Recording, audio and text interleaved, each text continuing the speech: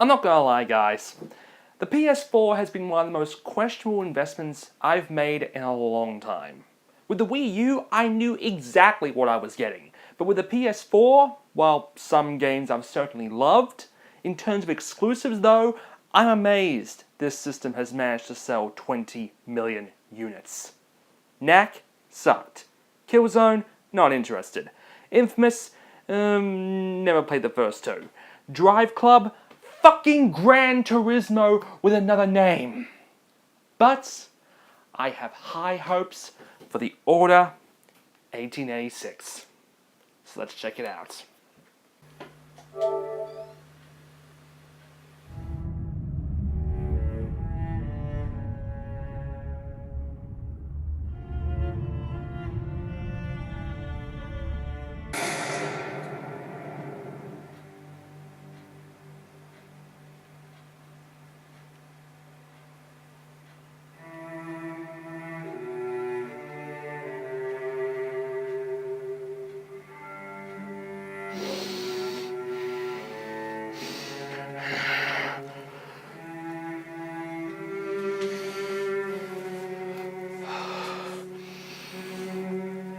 God damn it!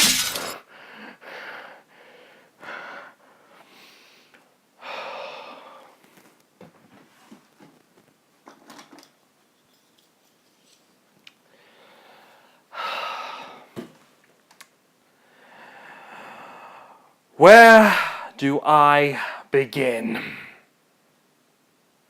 The Order 1886 has got to be one of the most insulting, condescending games I've ever played. Whoa, slow down, Ready at Dawn. You mean if I push the left thumbstick, it will move my character forward?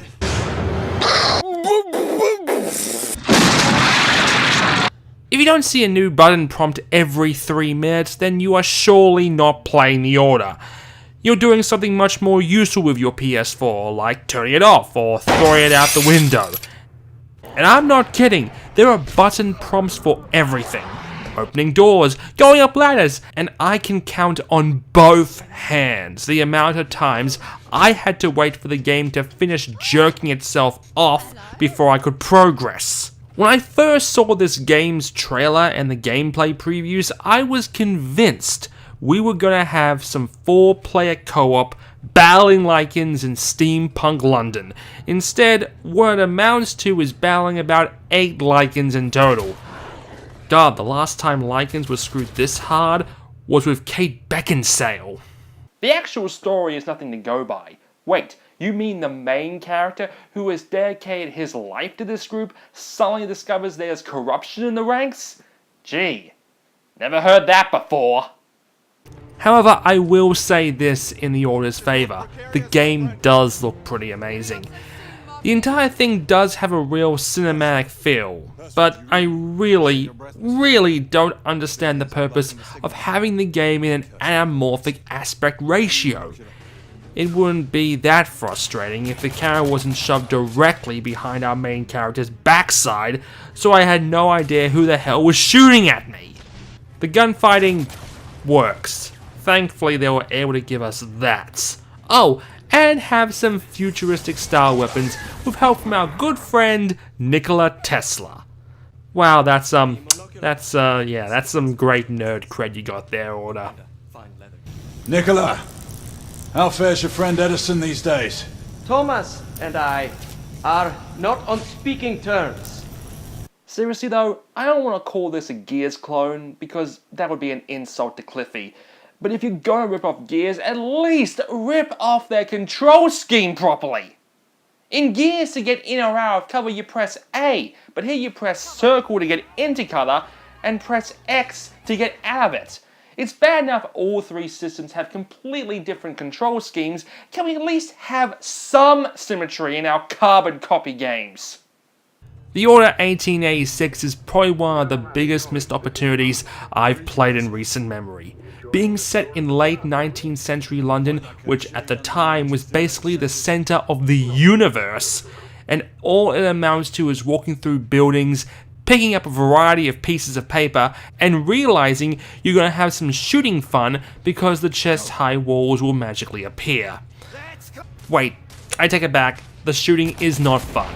Especially when the game throws horde after horde of guards and or rebels at you, with all the same hiding behind cover, the occasional shotgun welder running at you like he has to pee, and when that fails they just keep lobbing grenade after grenade after grenade.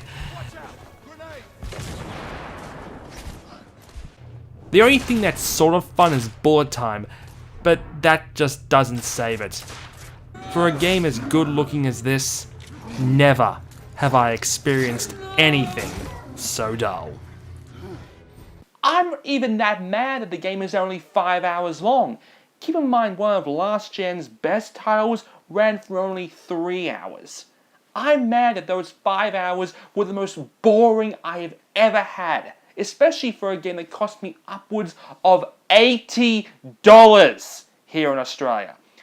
Basically, if you're looking for a steampunk, third-person shooter set in London, then I would definitely go with the other option.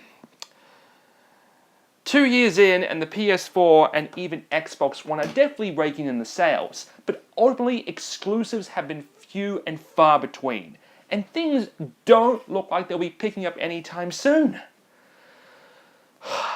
But at least Uncharted 4 is coming out later this year. Oh, god damn it! God.